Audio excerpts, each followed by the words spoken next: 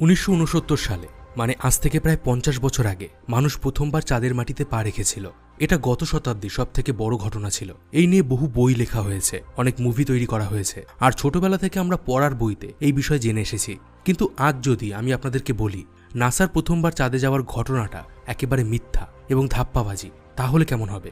আসলে অনেকেই দাবি করেন নাসা কখনো চাঁদে মানুষ পাঠায়নি, বরং তারা হলিউডের কোনো একটি স্টুডিওতে বসে একটি ভিডিও শুট করেছিল।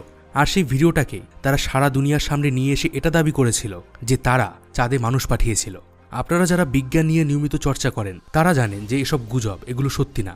কিন্তু ভাবলে অবাক হবেন, পৃথিবীর প্রায় 20% মানুষ এটা আজও বিশ্বাস করে যে নাসা কখনো মানুষকে চাঁদে পাঠায়নি। আর এর প্রেক্ষিতে তারা বেশ কিছু যুক্তিও দেন।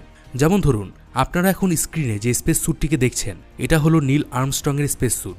এই স্পেস স্যুট পরেই তিনি চাঁদে গিয়েছিলেন। কিন্তু লক্ষ্য করে দেখুন, এই স্যুটের যে জুতোর অংশটা আছে তা মসৃণ, অথচ চাঁদের মাটিতে পা দেওয়া সেই পায়ের ছাপের ছবিতে দেখা যায় কোনো খাঁজ কাটা জুতোর দাগ। এই তো গেল একটা যুক্তি।